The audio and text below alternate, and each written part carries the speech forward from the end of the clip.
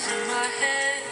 I don't know how to cope with this. I'm keeping secrets in my head, or any space you can find. Glad to see that I could help make your life a bit easier. But have you ever thought of how I felt? You need to think about your behavior.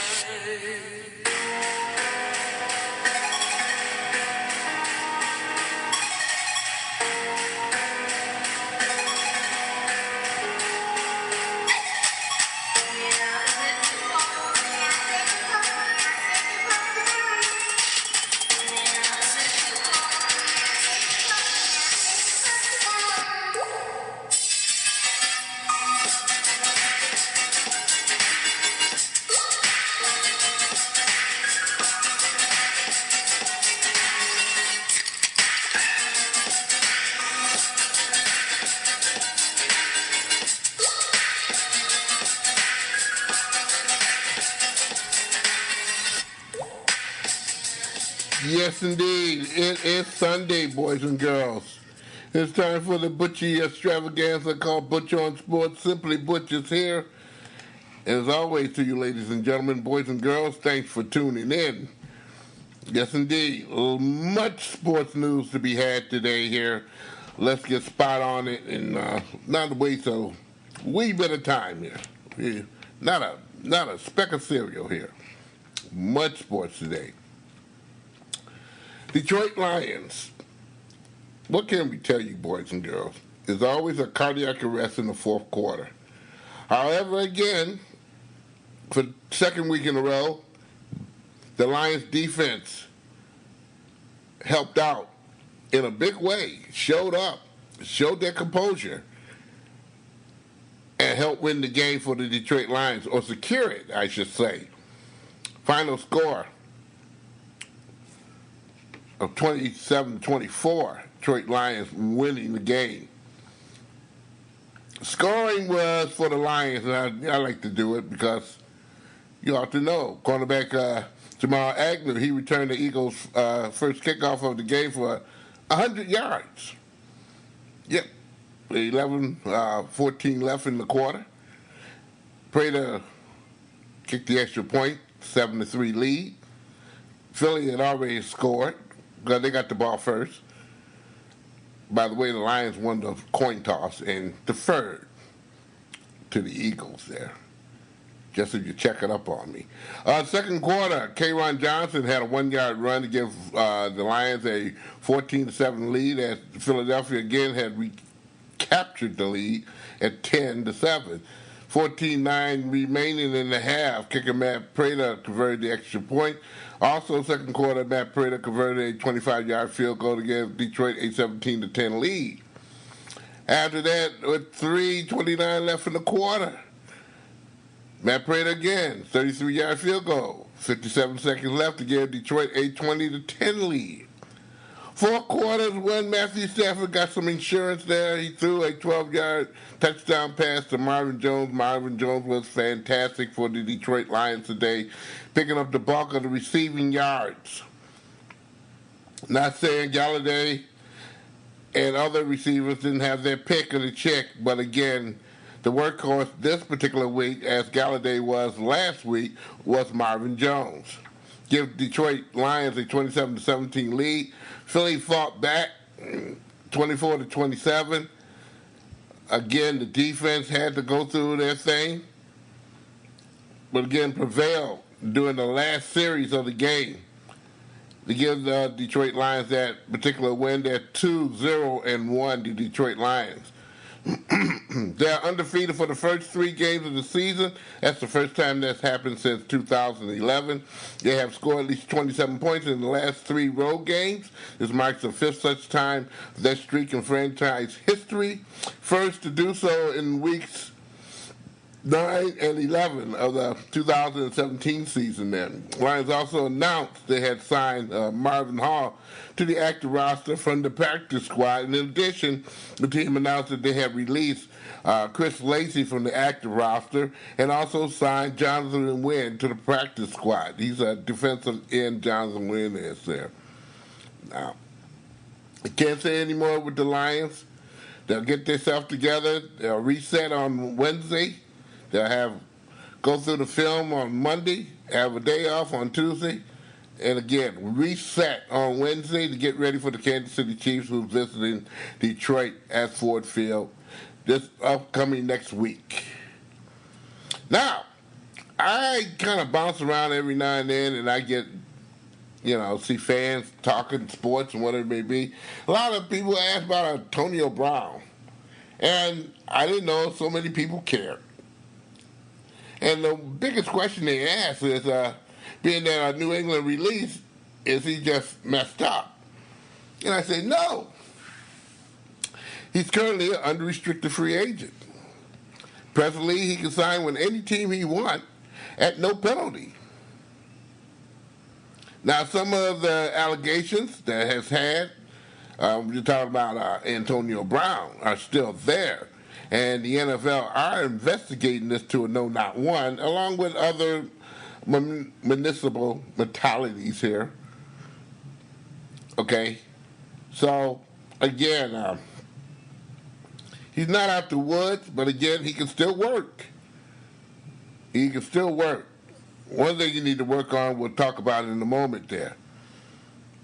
The investigation is going on expeditiously there, and with also pursuit with vigorous results there, hopefully in Mr. Brown's favor, that he didn't do what has been claimed that he has done.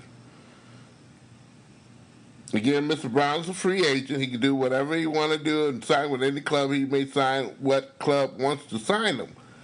We have no idea. But again, our investigation is ongoing. It's very obvious now, being that the New England Patriots have released him. Not too many teams, unless they're very, very desperate, and feel that Antonio Brown is innocent of all charges, which has not been cleared. He will be picked up. If not, he will sit the rest of the season. He said on a tweet today that he's going to work somewhere else. He quit the NFL, or whatever lip service he may get there. That's probably the problem with Antonio Brown right now, as many think. I'm not here to pass no judgment, and I'm not going to do that there. But the proof of the pudding's in his taste, and some of the things when people advise you not to do, and you do it anyway. Think about it, boys and girls, if you have nothing to do. Yeah. Let's move on. University of Michigan yesterday played University of Wisconsin. And Wisconsin just beat the dog crap out of them. I mean, they stuck them to the ribs. We're talking about the University of Michigan. Wisconsin beating Michigan by a score of 35-14. I mean, they outplayed, outdid, outdone, outdo everything. And then you got many people will say right now, Harbaugh is really going to be missing some income, maybe, because they want to get rid of him right now. He's guaranteed all that money. So University of Michigan is not just going to throw him out in the street. But I think a lot of pride right now is burning Harbaugh and the team and its performance. They have not performed very aberrantly on defense all season long. That defense stinks. Now, if you really want to get this thing smelling, their offense is non-existent. He's playing Patterson for the third game in a row. He has showed everyone nothing. Absolutely nothing. Many feel that McCaffrey, should be the quarterback, and you put him on in there and let the all down fly, because Patterson's not going to give you anything. And during the Big Ten season, right now, every game counts. If Michigan count on being anywhere. I mean, Wisconsin beat the crap out of them. And that was embarrassing under Jim Harbaugh's predicate of a team going out there and losing on national television the way they did. Harbaugh is 0-7 as an underdog as a Michigan coach. Every doggone time there's a big game, Harbaugh has lost. From Ohio State on down to other teams as well that hadn't had any kind of ratification to it at all. Harbaugh has messed it up. Big time! So, what are you going to do? University of Michigan got to get it together. They play next Saturday. Brian Lewinsky, okay, he had 3 touchdown passes. Elijah Collins, he added a rushing touchdown. Michigan State, they got themselves together after the loss last week, which shouldn't have been a loss or maybe a chance to tie it up, per se. Because definitely the referee was wrong by not catching that guy jumping in the air like he's lost his mind. And we're talking about Arizona. What persists that the Big Ten allowed the Pac-10 to come in and referee the game? I just don't understand that. I guess the Big Ten last year, and I did look it up, and they did referee the last game. But I guess Big Ten's on the up and up, but the Pac-10 sure wasn't. Not in that particular. No, sir. But again, Michigan State made up for every doggone thing, and they're 3-1, 1-0 in the Big Ten Conference. They snapped a 3-game losing streak against the Wildcats, 2. Northwestern has had their number to boot for the last 3, home and away. So Michigan, they'll be back on the good foot as of this Saturday as well. High school football. A lot to be had. I'll go over some of the goodies on the Wednesday show of Butch On Sports there. And also some volleyball as well. We'll talk some high school sports. Give me about a good 10 minutes or so. So plan on it, you know. We don't want to leave the high school out there, those kids out there doing some good things. Staying out of trouble. The Detroit Tigers. Oh, don't let me get started. The Detroit Tigers did win a game today. They beat the Chicago White Sox by a score of 6-3. They improved to 22-56 at Comerica Park, making certain they won't become the first Major League team to lose 60 games. So they're guaranteed, boys and girls. They got 3 games left.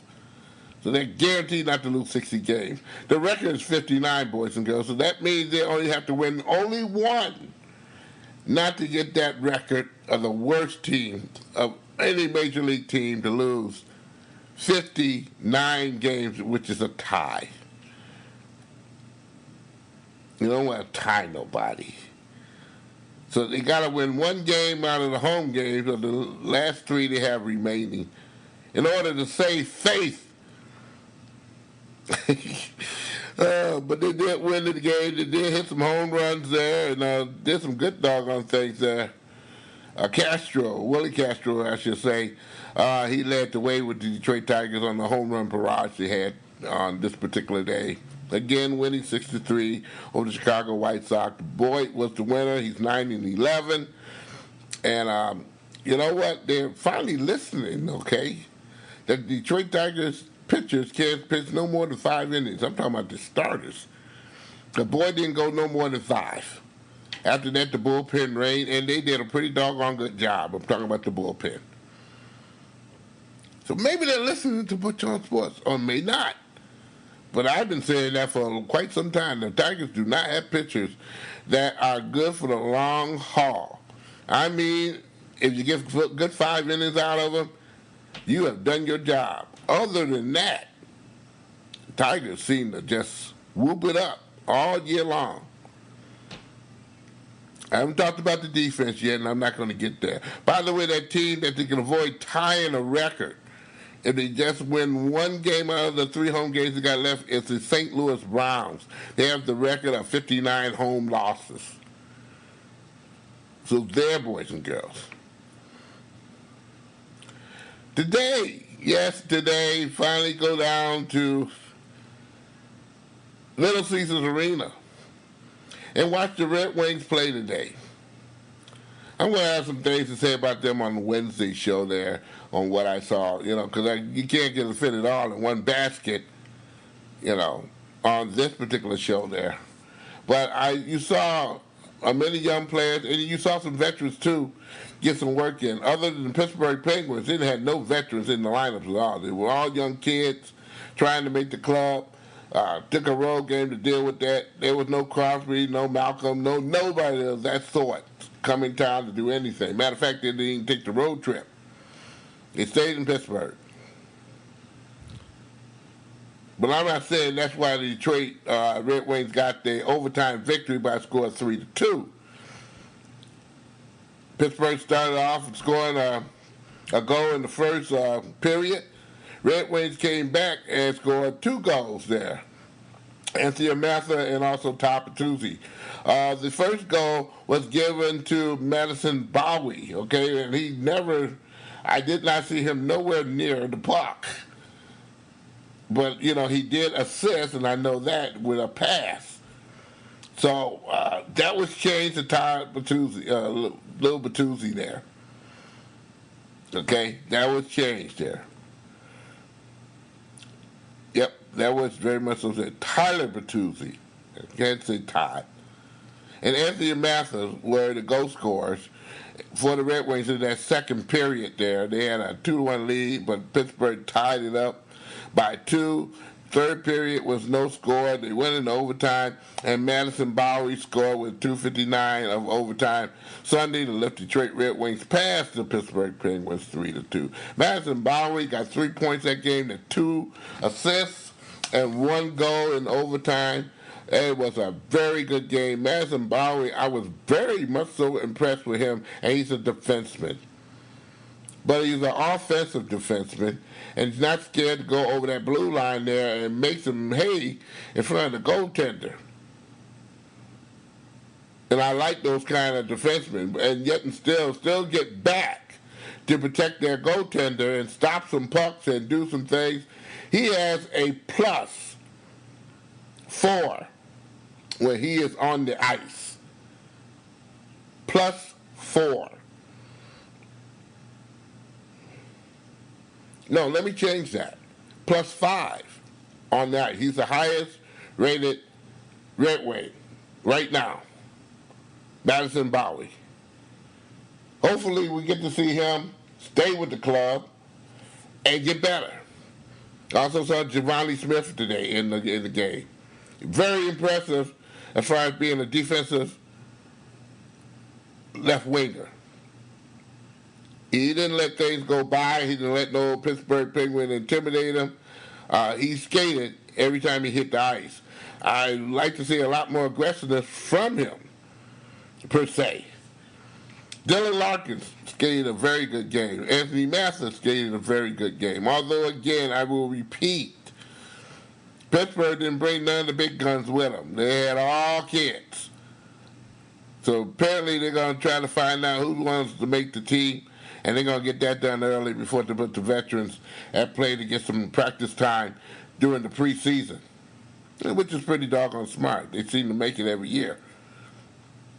Again, talking about Jonathan Bernier, he was in nets for them too. He went the distance for them. He made 32 saves. Again, the Red Wings scored twice in the span of 3 minutes and 27 seconds to take a 2-1 lead. Pittsburgh came back and tied it. No scoring in the third.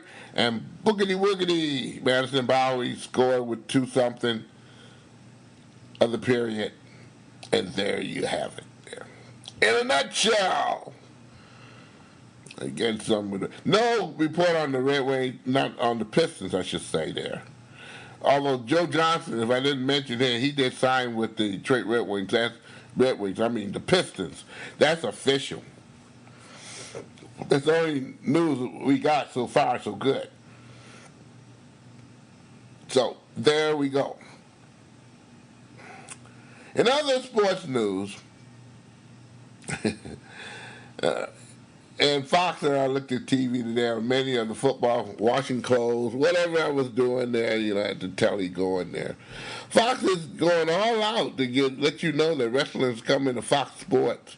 Yeah, they have special guests on football games, football pregame shows, ending shows, some of the other shows that are live and somewhat there, making special guest appearances. Some of the local networks of Fox having a truck roll up in the doggone back of the doggone building with a stage and smoke and everything to have wrestlers and on board to go through all the cities and stuff there to promote Fox is coming. And when you think all of it's just all and done, the Fox announced that they have scheduled a pair of WWE specials leading up to the premiere of Friday Night SmackDown, which is going to be live. SmackDown, remember, was on Thursday night, but it was never live. That weekly series starts on October the 4th, the broadcast TV debut. Immediately, it will be a half an hour of blue carpet special. They announced that. So the show will start actually at 7:30 that night. You'll see the blue carpet special before you see SmackDown. And before that, though, this Friday, okay, they're going to premiere, hosted by Charlotte Flair and The Miz. They'll be hosting a premiere of SmackDown. The wrestlers are going to narrate some goodies and all kind of good stuff there to geek you up. It's called SmackDown's Greatest Hits.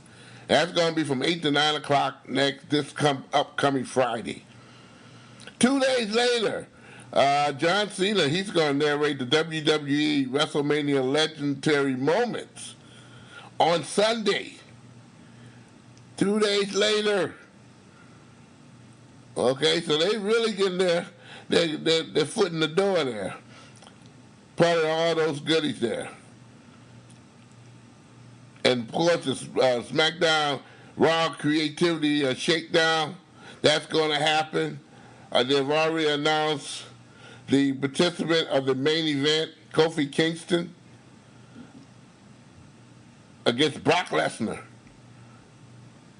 Oh, everybody will be watching that one there.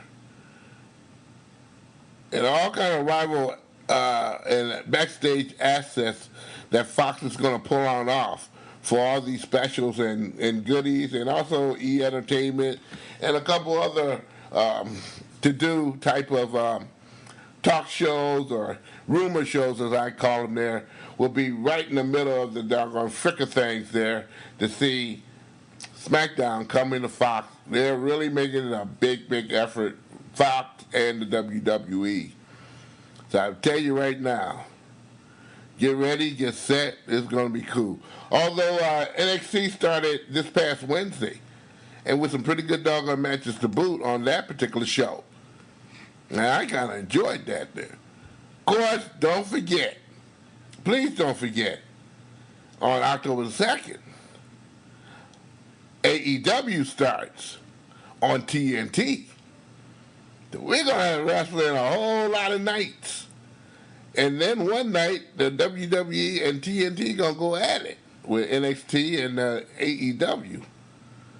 I don't know how that's going to go across there, but you know what? That's good stuff if you like wrestling and like the good laughs and everything that goes with that particular there. I tell you, it's nothing like it at all.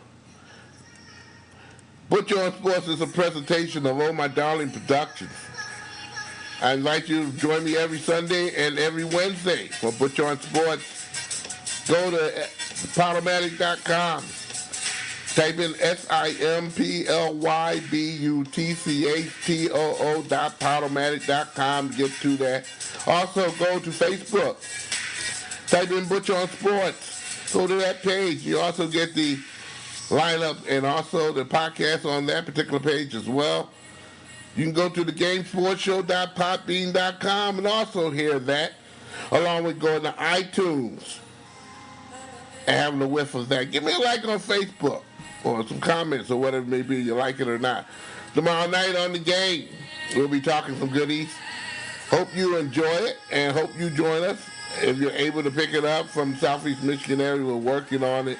Again, I made my voice known on that particular there, especially you Mac owners there who are really seem to open up my ears. But that's okay. I ain't mad with you. I just spread the word. Hey, have a very good beginning of the week there. We're going to deal with this on Wednesday. Have a good one. And nighty night for now. Tell your friends about Butch On Sports.